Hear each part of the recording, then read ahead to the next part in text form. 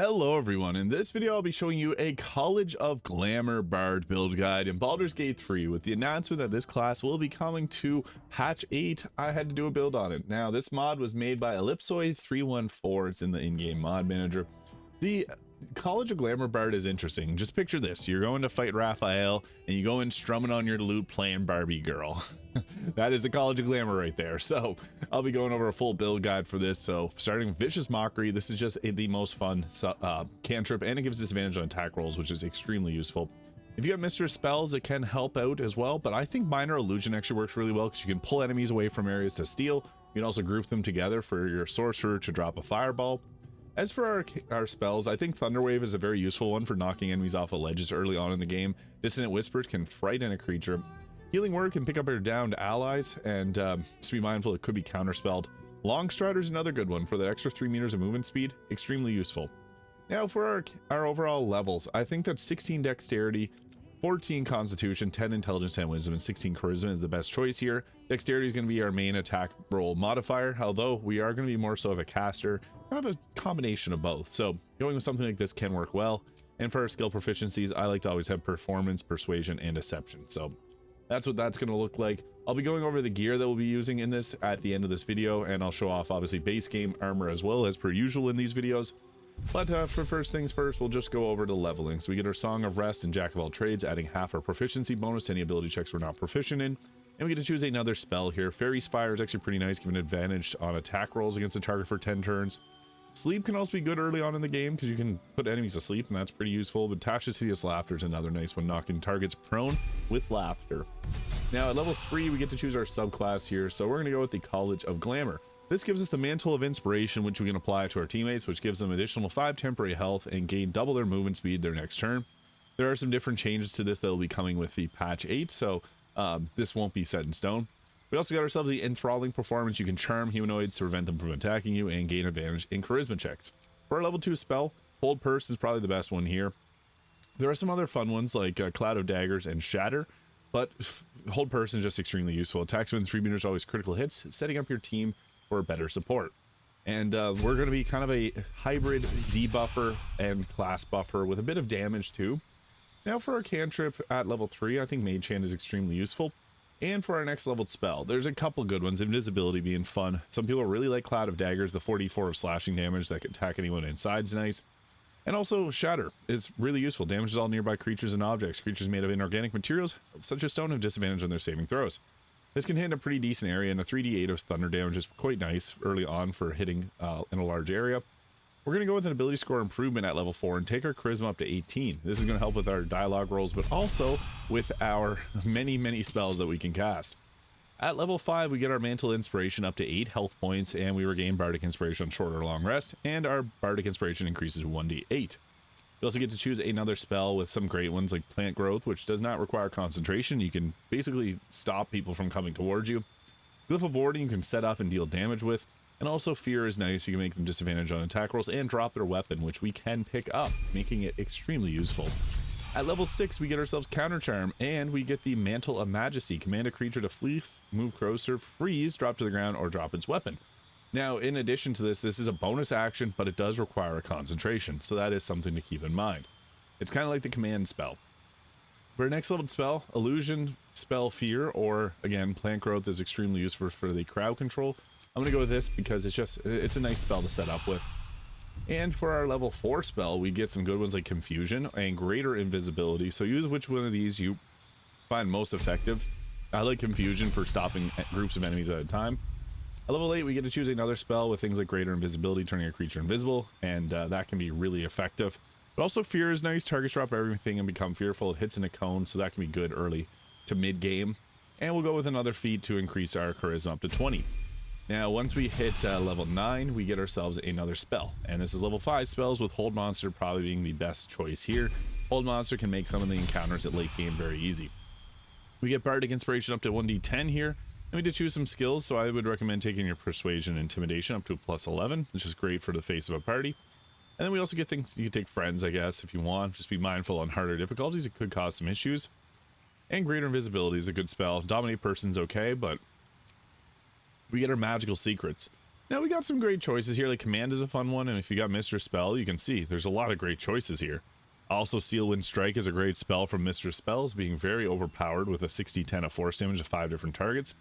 However, the classic most powerful combination I find is Cone of Cold and Conjure Elemental. What you can do with this is you can give yourself a staff that gives you the arcane spell casting, cast a Myrmidon, a water one, it can apply wet, and then you can hit for a Cone of Cold that'll hit upwards of 128 max damage. That is extremely effective. So Cone of Cold being a very, very useful spell here. This is just the, I guess if you want to have the meta play, that's the way to go. But again, with Magical Secrets, take your choice. And then we also get some cool things. Ralotham Psychic Glance is a good spell I didn't even mention, but if you got the Mistress Spells, you can go with that. And Discordant Melody is another fun one, or Spray of Cards. But yeah, we'll go with our final spell here at level 12. Level 6 spells are not fantastically. Eye Bite can be okay, but we can always upcast some of our previous spells here, so a little bit more damage. And also Synaptic Static is pretty nice. Detonate Psychic Energy, inflict targets with a 1d6 penalty, attack rolls, ability checks, and constitution saving throws. So you do got some cool choices here that do require concentration, but can be very devastating. And for our feat, I think Alert for the +5 to initiative is a great choice, but ability score improvement to take up dexterity for higher armor class also works too. Now with this, we got ourselves a few choices for armor. Now, I would recommend if you want to go more of a attacking route, go with the Band of the Mystic Scoundrel. This will allow you to cast illusion and enchantment spells, which is a majority of what we have, as a bonus action. I also like to have a shield on, and for armor, I think personally, since we only have light armor proficiency, you could take a feat for medium and take the armor of agility. However, I think that the bhaalist armor in Act 3 is one of the best choices because we can use this to inflict a ton of damage, because with this, the enemies will take double piercing damage. So they'll take more damage from your piercing attacks, and that can be quite devastating. It's going to look nice and pink. This, I think, suits the College of Glamour, so we'll go with that.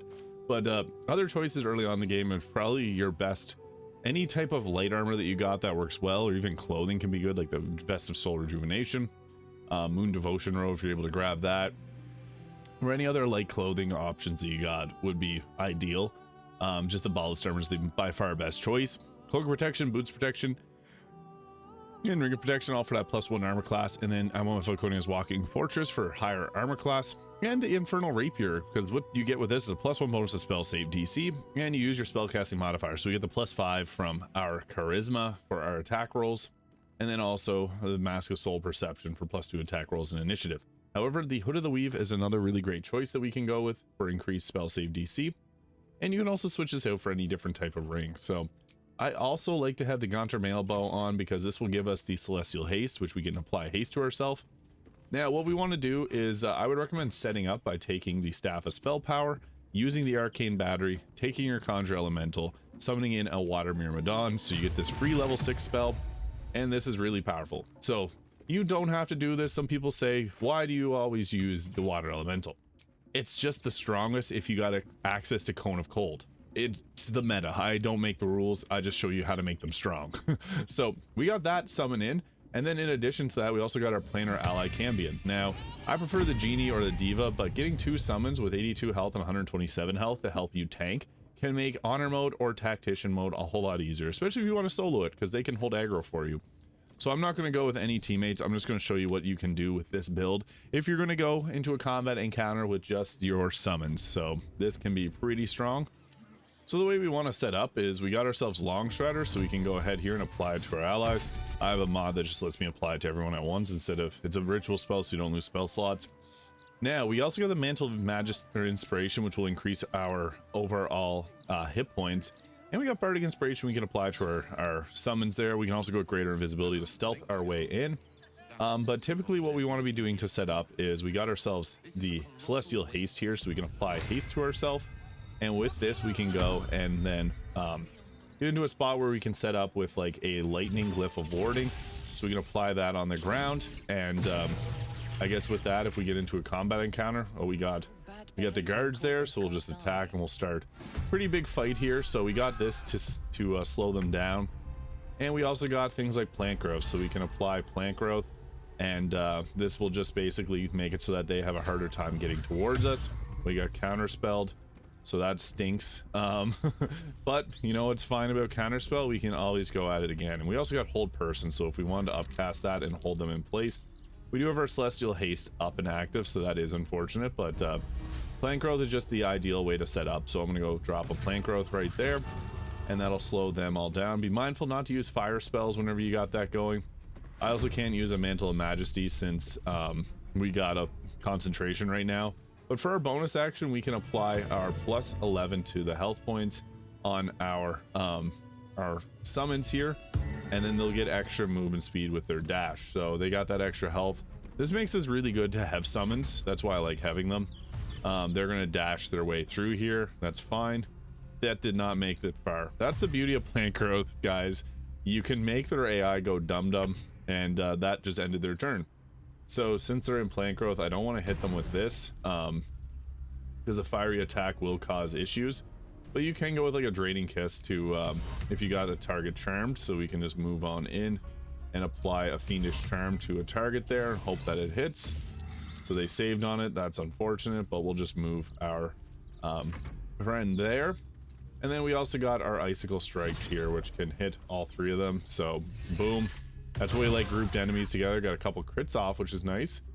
So that's an ice surface now, which can potentially knock them prone. That's why the water elemental's so good, because we got difficult terrain and even more difficult terrain. They're just gonna throw because they don't like this. Anytime you can set up, oh, they saved on the ice. Anytime you can set up that plant growth, it will mess with the enemy's AI. So I highly recommend doing that. This is a pretty big encounter because we got the 4 extra guards here, so this is actually perfect to showcase this. You typically want to be applying the charm to as many targets you possibly can.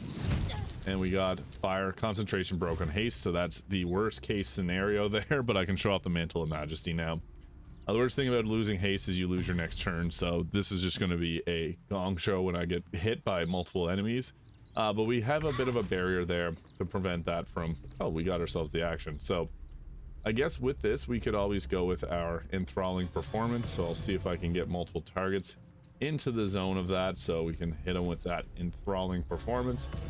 And it looks like we can get multiple in there, so we'll apply that to all of them and him as well. So boom, charm them all, perfect. Or I guess almost charm them all. And then we can go ahead with our command. So we can go with something like the command drop, command approach, command halt. I like command grovel, so using this on anyone that's not charmed is ideal, so that they're just, you know, stuck. If you go command grovel, I got counterspelled, of course. So that sucks. But yeah, use up our bonus action. Unfortunate, but it happens. And then I'll pull them so that the aggro keeps coming this way. And hope that the charm makes it so that they... Oh, they're dashing. Yeah, this breaks their AI. Getting a charm off and making difficult terrain, ideal. We blocked it good. Another volley, we blocked it. That's the beauty of having a shield. And they just lost their temporary health, so not a big deal. We got ourselves this here, so we can charm it. I guess we also got targets that are charmed over there, so we can affect them. Or I guess it's not a... We have to charm them ourselves, so I can go ahead here. Not a humanoid.